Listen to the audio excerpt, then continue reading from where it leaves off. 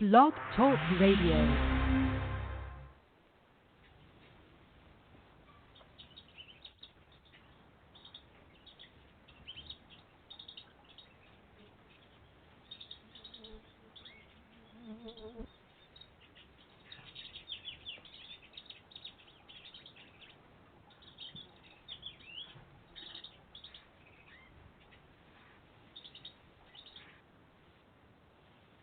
Hello, everyone. I'd like to welcome all of you back to Ohio Exopolitics. I'm your host, Mark Snyder, and we are going to be talking about programming the subconscious today. And I've got some interesting clips by Dr. Bruce Lipton, and it seems to intersect with some of the stuff that we've been reading about in both the psyche and the might of thought, so I thought I would bring these clips in and talk a little bit about this.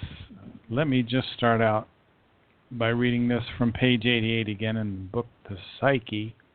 It says, the actual decisions and deeds of every human being are only partially based on fully conscious considerations.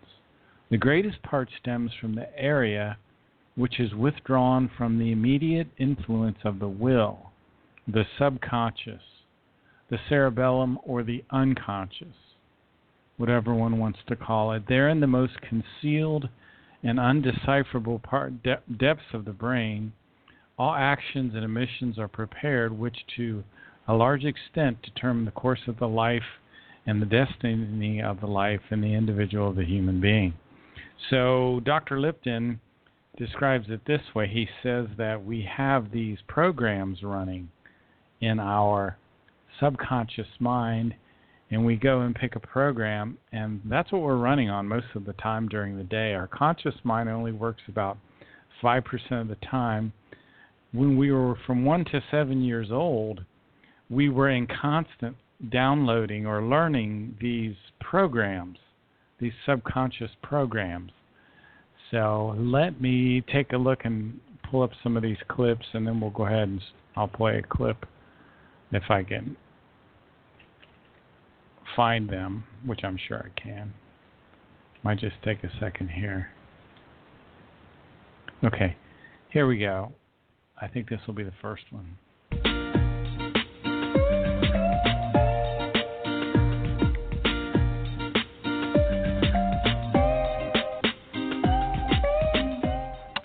Let me ask you then, bringing consciousness into your life, how you're shifting from living in 5% automatic conscious into closer to 100%.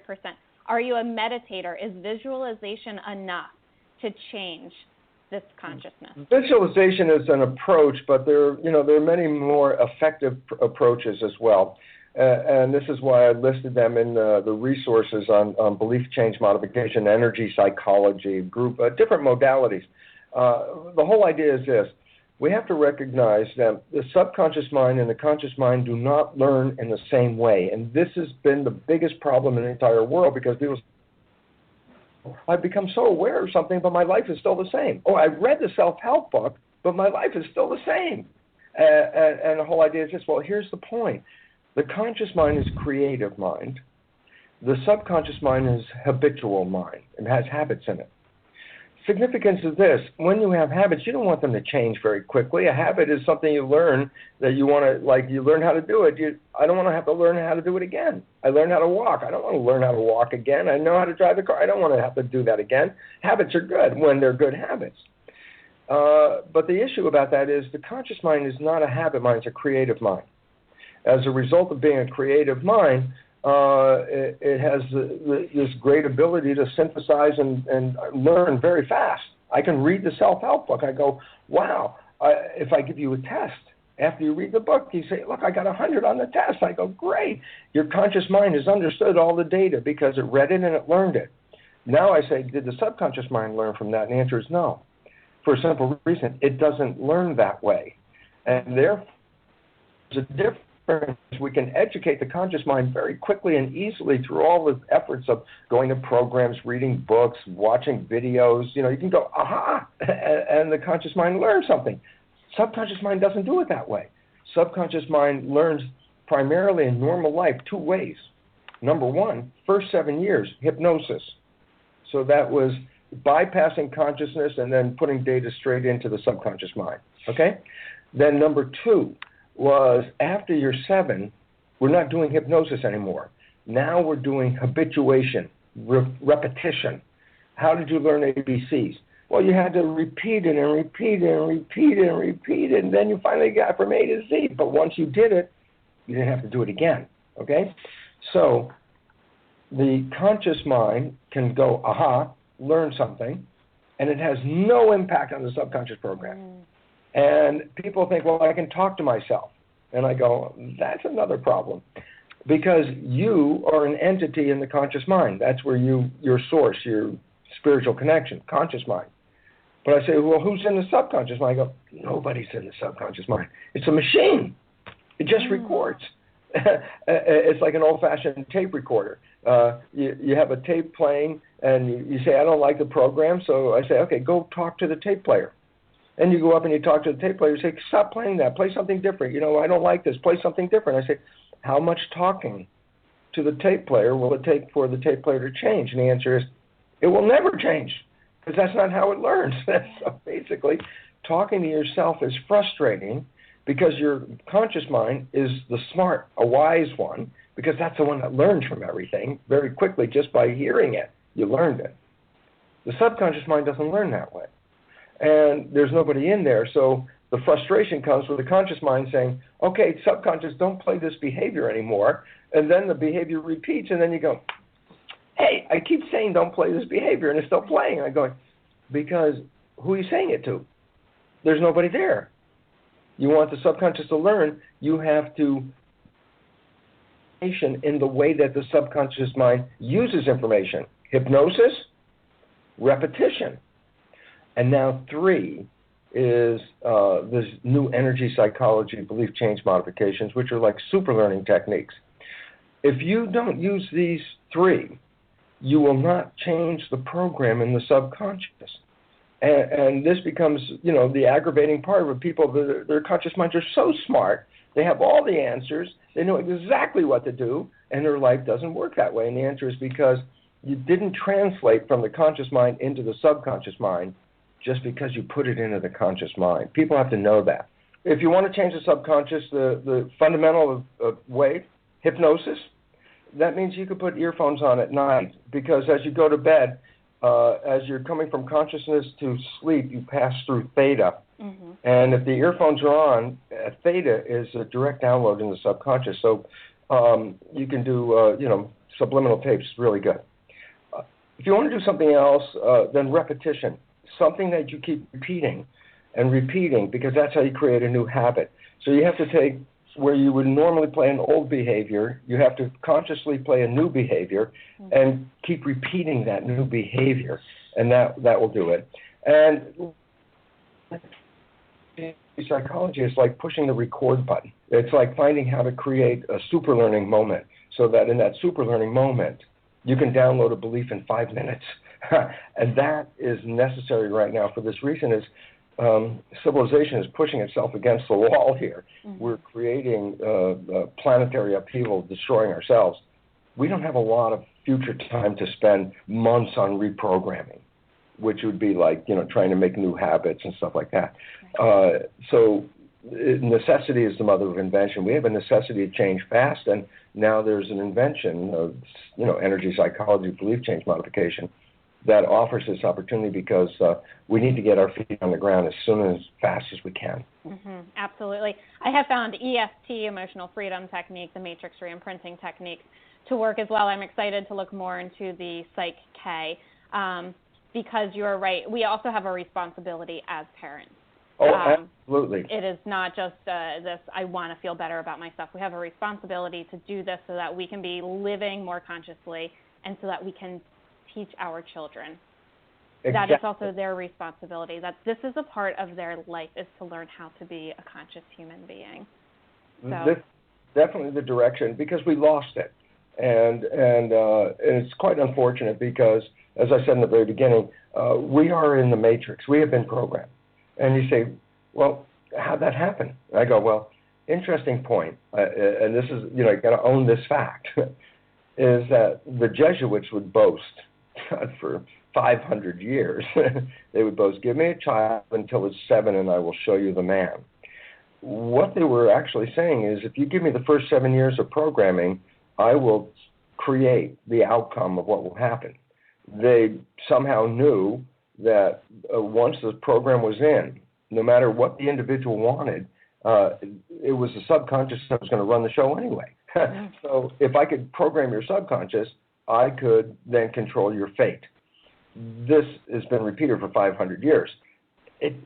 Something as serious as important as this didn't get lost by the leadership of this world. So we have all been programmed, and we're continuously being programmed. And as you mentioned, it's time for us to wake up. We have responsibilities. Once we know this, it's really responsible for us to wake up, clear our own programs, and at the same time, do not perpetuate the programming onto our children, because this is what is being, the lineage is, it's a program. People think it's genetics that is the lineage, and it's like, no, the programming is a lineage.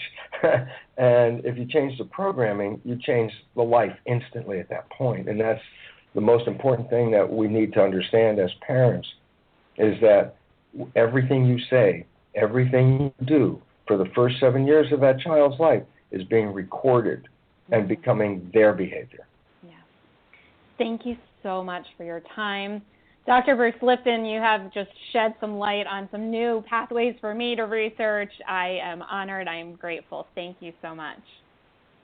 I so appreciate this. Thank you for asking the questions, and I hope the answers were in some way useful, darling. Yes, absolutely. Thank you.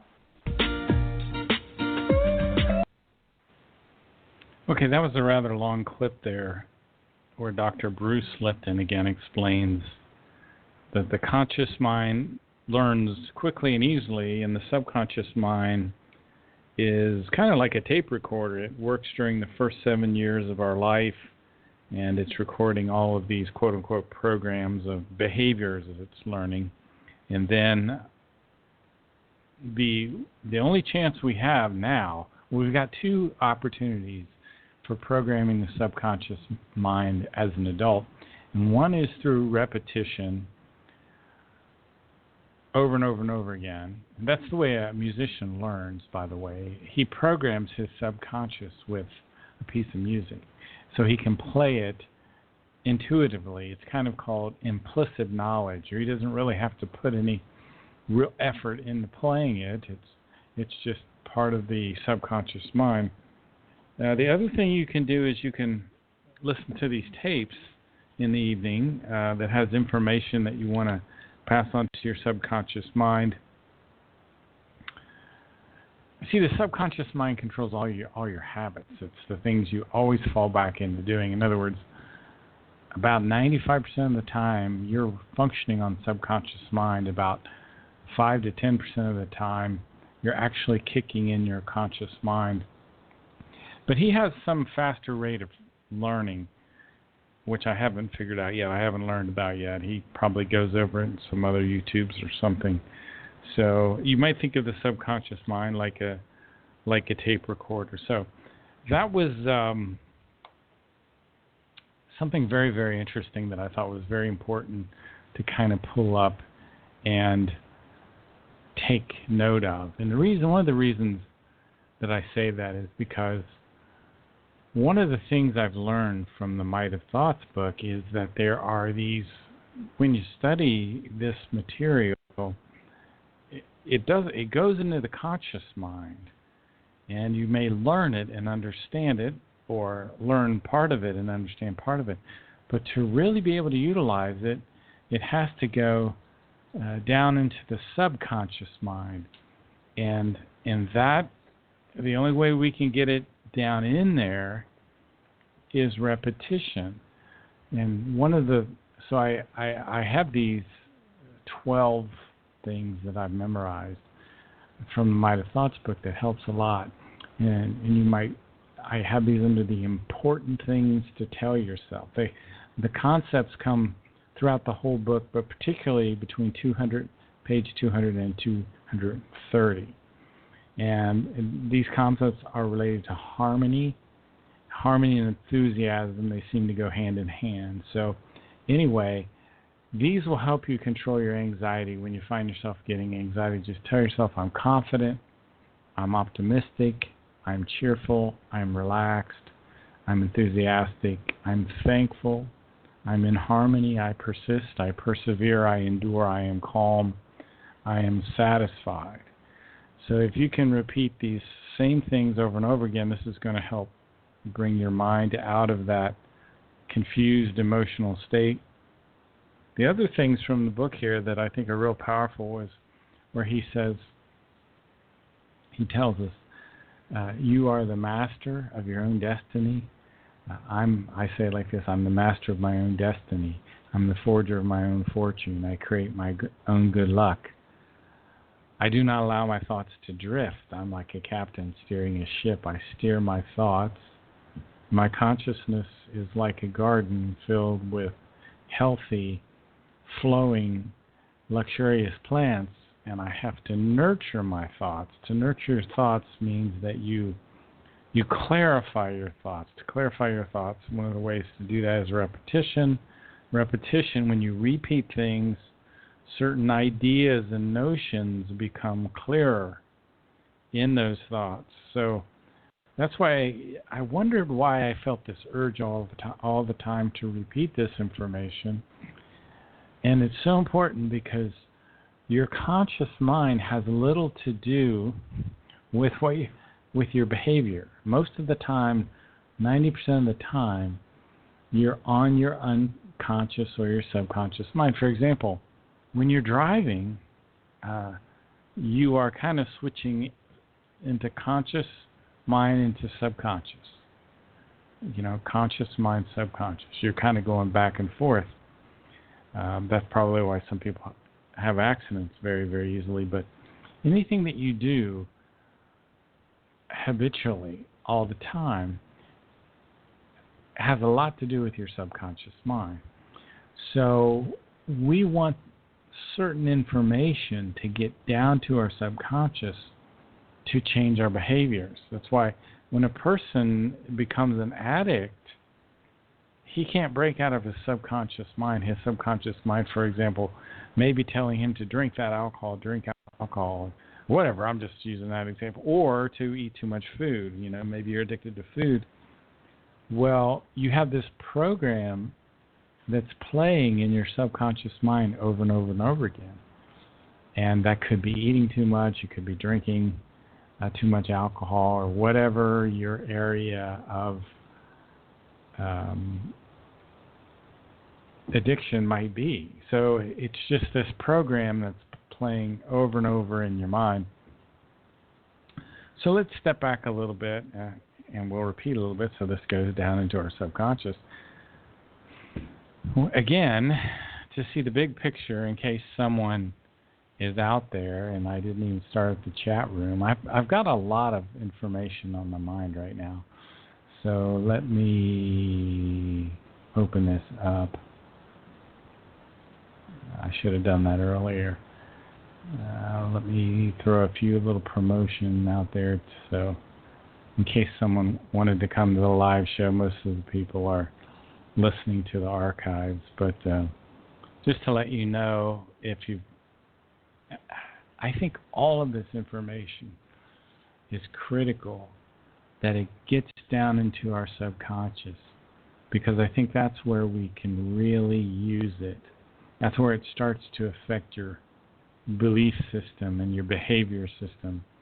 So, again, for everyone, especially a maybe newer listener, Edward Albert Meyer is an 81-year-old man. He lives in Switzerland. He is a very prolific author. He's written 50 books. These books are written originally in German, and the people that are associated with the Meyer organization say there is an evolution code in the German. The way the words are put together, the ordering and everything is structured in this specific way that's designed to release information out of what's called universal storage banks. A planet that has life on it has storage banks. Now, maybe even the planets that don't have life have these spiker banks, but I assume it's only the planets with life have these storage banks. And the solar system has storage banks, the galaxy has storage banks, and the universe has storage banks. And all this information that occurs, your thoughts, your attitudes, they go into these storage banks. And these storage banks, they send out information. It's like a broadcast. And that's why, for example, if a monkey learns how to wash his potato before eating it, and that keeps him from getting sick as much, somehow that information seems to go out into these storage banks. And so another monkey on the other side of the earth can pick up the same information. I think that's an example. I don't know if the Maya information used that example, but I think that would probably be a legitimate example. Now, Billy, when he was growing up in an area called Niederflachs in the Bulak, Switzerland, and Bulak is a municipality in Switzerland, and it belongs to what's called the Glatt Valley, a very beautiful area. Anyway, it was about 1941, and Billy went outside and sat down on a bench, and it was May. It was a beautiful starry night, and he looked up at this beautiful starry night, and he started to get this information broadcasted to him from the storage banks. And he literally heard a voice in his head which said, "My life is made out of the love of creation." And suddenly it was on Billy's lips. He said, "Since ancient times, you have lived among the stars." And this information is coming to this young boy. He's about 3 or 4 years old. It's 3 a.m. He's looking up at this beautiful starry night. And he knows what his mission on the earth is. And he heard these impulses, or suddenly these impulses came from somewhere, and these impulses resulted in memories. So, and Billy, his spirit form is at an age where it can remember previous lives. Typically, people don't. Sometimes there'll be an example when someone remembers, but typically at our level of evolution on this planet, we don't. We don't remember information from past lives because that would be too disturbing and it would be very traumatic. I mean, if you can think about things even in this life that were traumatic that you had to kind of forget, you had to push out of your mind to a degree because obsessing over them was just unhealthy and painful. Now imagine all your previous lives. Now, you might be a person that says, well, wait a minute, there's no such thing as reincarnation. What are you talking about? Well, the Maya information describes reincarnation a little differently than most people do, because he says your spirit form is what reincarnates. Well, what is a spirit form? A spirit form is a fine matter thing. It's not physical. Your spirit form is located in the center of your middle brain in an area called the superior colliculus. And it's called a fragment of the universal consciousness. And it's this neutral thing. Spirit forms are always neutral. You hear all the stories about evil spirits and all that sort of stuff. According to the Maya organization, the Maya people, that's not true, because a spirit form is absolutely neutral, just like the universal consciousness is neutral. They use the word neutral, positive, equalized, balance. So it's not evil. There's no evil spirits out there. Now, people can get out of control of the good human nature and they can follow a path that is evil. For example, people often use the example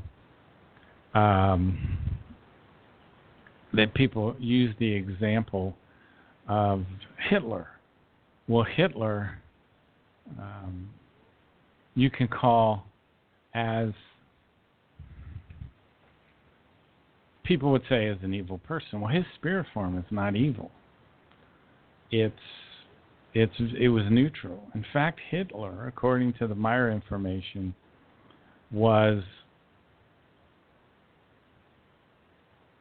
he was impulsed by the play Aaron. He was impulsed to be a very, very beneficial leader for the people of the earth. He eventually was turned off of the path of evolution because that's all we're doing. All spirit forms, all people are just evolving. That's why we live physical lives. We live physical lives to learn more and to learn from our mistakes. Now, so Hitler didn't have an evil spirit inside him. And according to my information, there are really no demons as taught by our religions, and there are no angels as taught by our religions either. Now, this kind of stuff causes cognitive dissonance in people, because even today, we're taught about evil spirits and all this, but we only have, according to my information, one spirit inside of ourselves. That's a law of nature. You have one spirit per physical brain. Now, what happens is people can become psychotic, people can become mentally ill, people can behave in ways that are not helpful, not healthy, and this is what happens. But we are absolutely responsible for everything that we do, everything that we say, all of our behaviors, and this responsibility is something that we are here on the earth becoming more and more aware of. So anyway, Billy's this young boy. I was talking about Billy, and we were talking about signals coming out of these storage banks, and Billy heard again a voice, almost like a voice, and it was information coming from these storage banks. And he says, since ancient times, you have lived among the stars. And Billy says suddenly he knew who he was and what his mission on the earth was. And he says suddenly impulses came from somewhere, which I later recognized as impulses from the storage banks. And many good memories penetrated me and showed me the way that I had to go in my life. And thus I also suddenly knew what space and time signify concerning the evolution of human beings and all things. And Billy wrote this down in an article. It's up on the web on the Future of Mankind site called How It All Began. So let me just read a paragraph out of this to you. It's one of the most profound writings that Billy has ever written. And he said, already at the age of 4, this great recognition instantly changed my life. Because after I was familiarized with this insight and understanding by means of the impulses from the storage banks, and also learned who I really was, what I had to learn and do in my life, and what my life task was, I looked at human beings, animals, and nature, as well as all existing things, in a completely new way. And suddenly I felt a great astonishment within me, which I now discovered. I suddenly saw myself in everything, in every fellow human being, in every flower or other plant, in every tree, and every shrub, and every animal, in snow and in water, in the earth and the lightning and the thunder and the clouds and the wind and in the sunshine, because everything was and is connected in true creational love and forms a unity which can never be separated.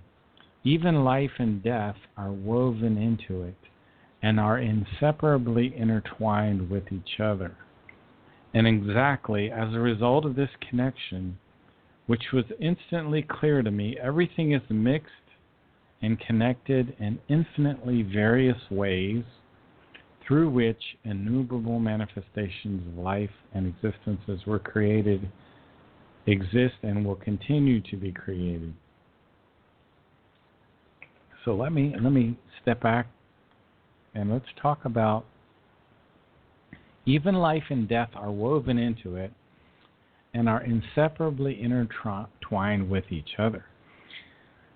So when you die, your spirit form leaves your body, it leaves the superior colliculus in your middle brain, and it takes with it all of the knowledge that you learned both in your conscious mind, your subconscious mind, which is kind of mostly a program running all the time, and the information. By the way, before the spirit form comes in, it programs the subconscious with all the information, all of your evolutive values from your previous life, like your sense of fairness and duty and wisdom and love, and all that it's programmed into your subconscious. And you, if you're a typical Earth human, have lived something like 3.5 or 4.5 million lifetimes.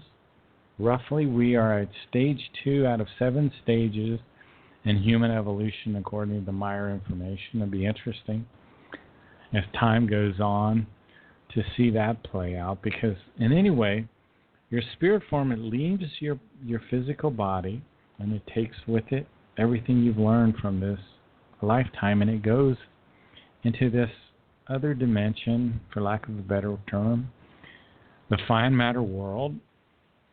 And if you lived 100 years, you'll spend about 152 years in this energy band around the planet, this fine matter world. And your spirit form will take all the information from your conscious mind and place it in what's called a storage bank, and it will process all of this information, and then it processes down into these evolutive values, and so your logic, your love, your cheerfulness, your sense of duty, your confidence, your optimism, all these things are programmed and then taken, and your spirit form absorbs them. So your spirit form gets smarter and it gets a little stronger. And then this information is programmed into the new subconscious, because the spirit form then creates a new subconscious, a new unconscious, and a new conscious mind. Your new conscious mind gets a new personality. And so now you've got this new multi-layer conscious mind. It's like sitting in this storage bank in this other dimension.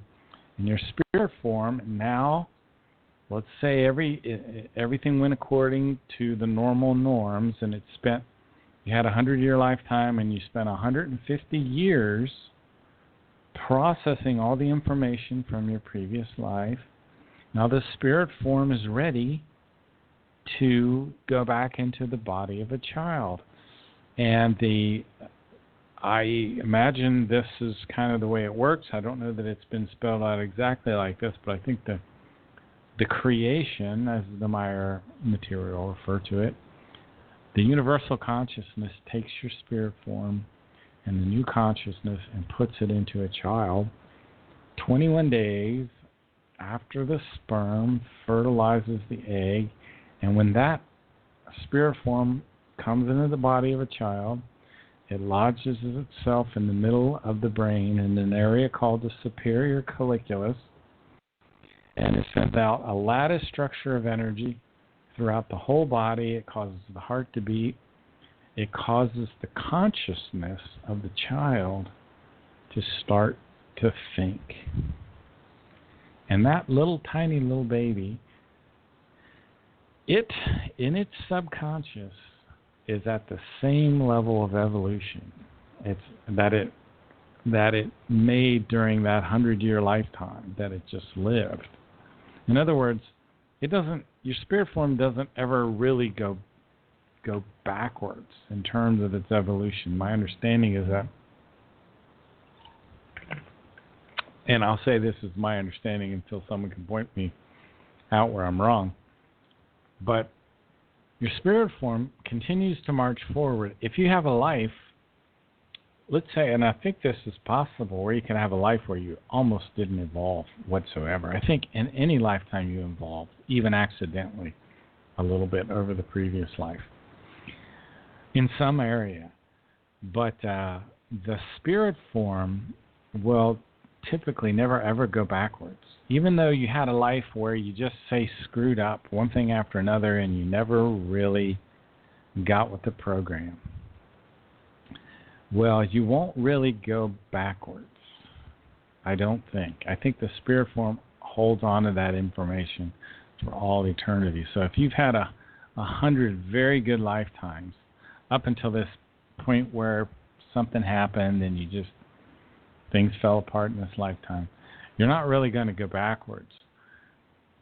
So in the spirit realm, maybe the spirit form doesn't have as much really work to do. I don't know. Maybe it's just as much work. I don't know. But we typically tend to spend a lifetime and a half in the spirit realm. So if you were 100 years old, you spend about 152 years processing the information from your previous life.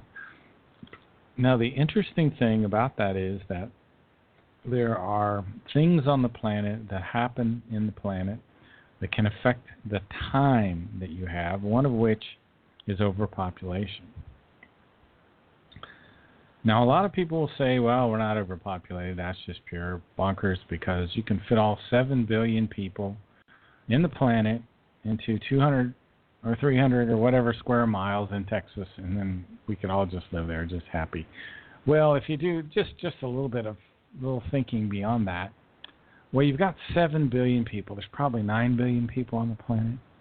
Let's say there's 7 billion people, just as what I think most people would kind of agree with, that there are 7 billion people on the planet.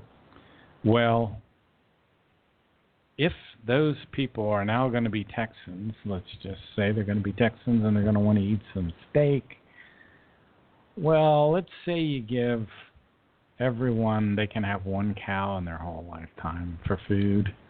Well, it takes about 2 acres for a cow to really graze per cow. It's about 1.6 if you look it up on the internet. Let's just say 2 to rough it out. Well, that would be 14 billion additional acres just for the beef that these 7 billion people that you've crammed into Texas are going to eat. Well, what about the chicken and the turkey and the ham, whatever else they were going to? You're talking billions and billions of additional acres. You know, you'd probably be able to feed them more than 1 chicken. You might be able to feed them 10 chickens or 20 chickens in 2 acres. Who knows?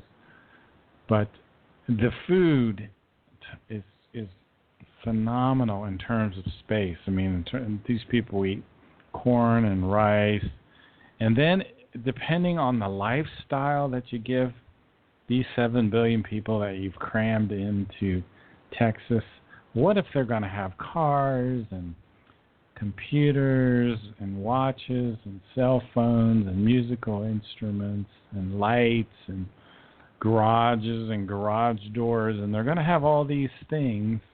Well, you're going to need factories. Many, many, many factories. So anyway, the whole idea of cramming all these people, yeah, you can cram them in there, but it doesn't really change all of the additional space that these people need for food, for their various technologies. Let me explain another thing. I'm just kind of going off on a little tangent here on population a little bit. If you look at your house, for example, if you have let's just say 1,000 square foot house, I'm not sure what kind of math you want to do for that. So if you take 1,000 square foot house and you divide it by 10, what is that? That would be 100, right? You would have 100 tens in there. 100 times 10 is equal to 1,000. I think that's pretty straightforward. So let's say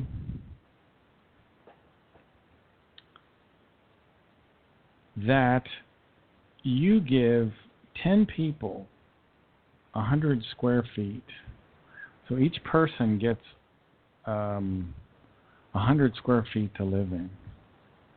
Well, you would think, hey, wow, that's pretty interesting. You know, maybe I could fit 10 people into that house. Or what if you give them a lot less than 100 square feet? What if you give them 20 square feet? How many people could you really fit into your house? And I don't have a calculator handy with me right now, but I started to do some calculations, and I could fit 20 or 30. I could probably fit 30 people into my house right now. Now, they wouldn't be comfortable, but they would fit. You could cram them in there. Well, what would happen to my house with 30 people living in it? Well, I think the toilets would be a mess almost all the time. The bathrooms would be a disaster. With people, 20 or 30 people trying to take showers, your hot water is not going to last very long. You're going to have people probably every 2 hours going to the store to get more groceries. You're going to have to rotate in terms of cooking. Can you imagine how quickly you'd break down your dishwasher, or how quickly you would break down your washer and dryer, or like I said, the bathroom would be a disaster. Can you imagine the piles of garbage that would accumulate outside your house? If you had 30, you could probably literally fit 30 people into a decent-sized house. Well, it's insanity. I mean, it's totally insane. But if you start to think the way people think about population, you start to think that's okay to have that many people crammed into 1,000 square foot house. You think it's okay to have 20 or 30 people. And that's what's happening in these third world countries right now. Yeah, you can fit them in there, but the disaster that ensues is gargantuan. For example, and also there are about 4 million people born on the street and die on the street in India every year. This is one of those nations where they've got plenty of square miles. You can fit the people in there. I'd agree with you on that. But the disaster that ensues, 4 million people, they're born. Can you imagine being a baby born on the street? And that's what's happening in the U.S. right now. We have tent cities that are forming because we have 100,000 people coming in every month in the United States. You know that 18 million people starve to death every year in the world. There are 9,000 newborns per hour. A little country like Bangladesh has 146 million people in it. So they took the advice of the people that say there are no population problems. They did that in Bangladesh, 146 million people in a little country the size of Iowa. You know, one of the hardest things to do in that country is to get a little bit of decent water to drink. It's a cesspool. And then 10 million people die from the situation in these horrible countries all over the place. The world population grows by 77 million people annually. So I think it's Beijing that has 13 million people in it, 50 lanes of traffic centering that, going around that city. I remember when Frosty Wooldridge came on my show and told me about that. I didn't believe him. I literally told Frosty, you must be exaggerating. There couldn't be 50 lanes of traffic in Beijing. And he sent me the links, and I saw the films. So you think you got a problem, a traffic problem in the United States? I know that where I work, I fight traffic every single day, and it's if you at a certain time, it's a traffic jam every single day. Well, the way people think in their backward, and I hate to say backward, but the way they look at the world, they think that's normal. Well, that is not normal, and the answer, as you can see from Beijing, is not to create more lanes, which is what people think. You know, this is the way we have to learn to think about things in a different way.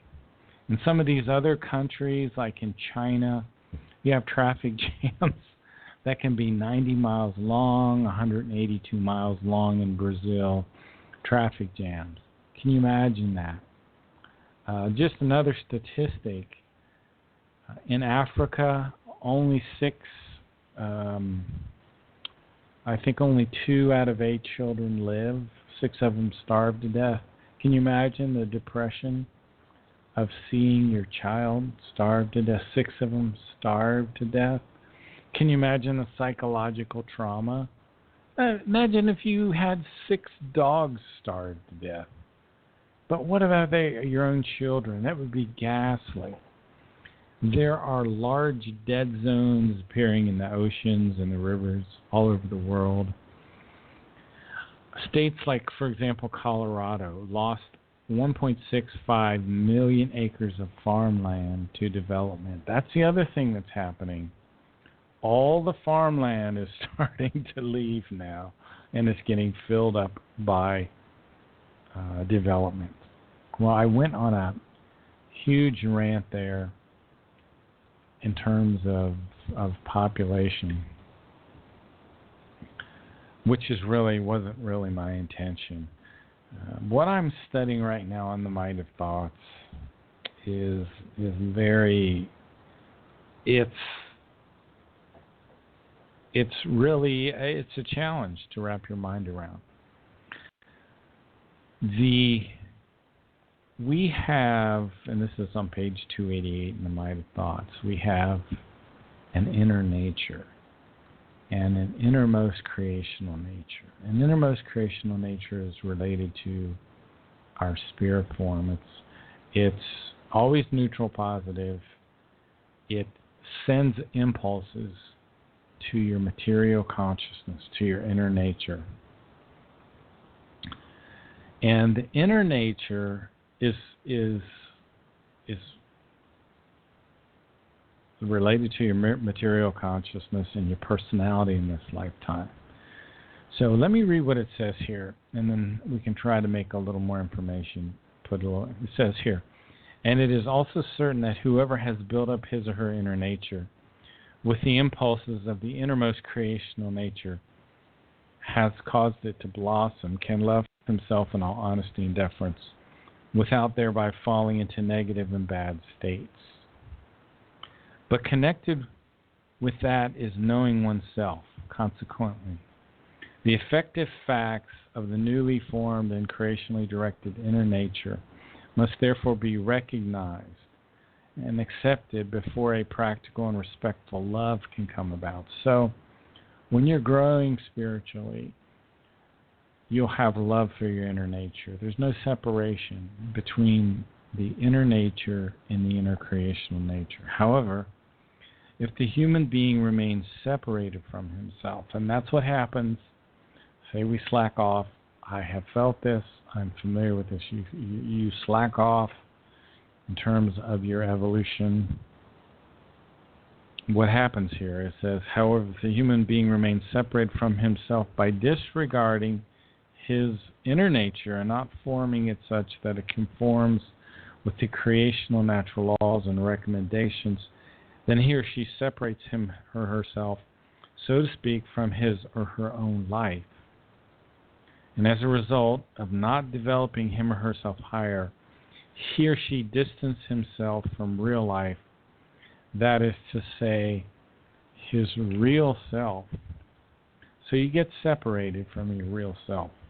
And this is a state, it's an unnatural state. Let me read what it says here. The unnatural state which works against the creation natural impulses and laws.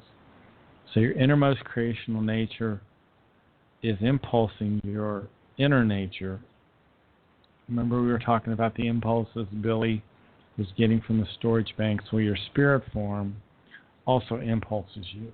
Your spiritual consciousness impulses you. Can satisfy no human being in the long term. Consequently, he or she inevitably becomes unsatisfied with him or herself. And if you feel that, I've felt it before, I start to feel unsatisfied with myself. And you get out of alignment. You feel out of alignment. And this will bring inequity and harm on you. So you get to the point where you don't like yourself anymore. It's an unavoidable consequence. This not liking oneself anymore does not concern the material body. Rather, it concerns the self-created, unnatural inner nature. That is to say, the inner self. So, as you resist these creational natural impulses, you will get to the point where you're frustrated with yourself. You won't like yourself anymore. You start to not like yourself. Now, this is a problem that, in this, I think, can lead to depression. People also hide from themselves. And this goes back to, we are ill in our consciousness on the earth. The people of the earth are ill. That doesn't mean just you're ill, I'm ill, we're all ill. And this is a fantastic statement. Elizabeth Moosberger said this in The Mind of Thoughts. She was one of the people in the Meyer organization. She was the wife of Guido Moosberger, which wrote a great book on Billy's information called And Still They Fly. And she said, so the book which lies before you is dedicated to a humankind that is ill in its consciousness, so that it finds the creational, natural way again. So part of this healing is learning to think independently. We have to start to learn to think independently. We may have to learn to program our subconscious with different behavior patterns. And that comes, first of all, through repetition. We have to repeat certain concepts into our conscious mind, and then they sink down into the subconscious like water when you're watering a garden. So you tell yourself, I'm confident, I'm optimistic. Even though at the moment you may not be confident or optimistic, tell yourself. Because you have a power in your thinking that can literally manifest pretty much anything. So tell yourself, you're confident, you're optimistic, you're relaxed, you're cheerful, you're enthusiastic, you're thankful, you persevere, I persist, I endure, I am calm, I am relaxed. So this information eventually goes down into the subconscious, where the real power is. It takes time. It's you use repetition to teach your subconscious. Now, the other thing that we do that is one of the biggest problems, really the source of all human problems, it says on page 256 of the Way to Live, is the grasping and the holding. The grasping and the holding on are the sources of all human problems. The grasping and holding on cannot be coordinated with the becoming and the passing. Consequently, the human being does not want to come to terms with that. As soon as he or she is able to think, she grasps possession of the life and holds onto it with all means, whereby he or she simply pushes aside and ignores the fact of mortality of the life, because he or she associates the mortality and thereby the death with the pain. Therefore, for the human being, mortality means the same as pain. Therefore, the human being, mortality means the same as pain, for which he or she desperately clings to his life, as well as to all things. Indeed, truthfully, all things, all constantly change. Everything changes, and everything is mortal.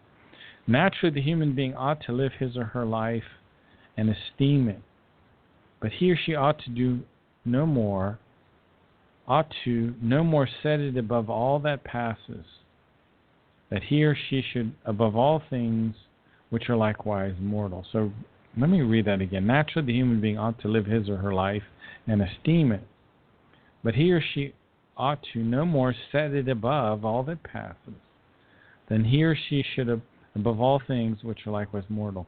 The life is the highest good purpose of the human being, but let that not mislead him or her into positioning it above the death, nor into simply disregarding the death. So the life and the death are like two different sides of the same coin. Heads, you're alive right now. Tails, you're dead for, and you have a mission in the death time. You're preparing for the new life. Truthfully, the human being must namely carefully study the death, and thereby also the passing of all things, because only thereby does there arise the right understanding of the relationship between life and death.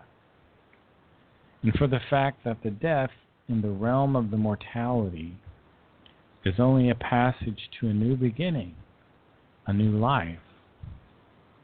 However, the human being acts contrary to that with his grasping and holding fast to the life and to all things, because he or she is anxious about the death and the mortality. So maybe we'll leave it right there, and we'll pick back up in the next program.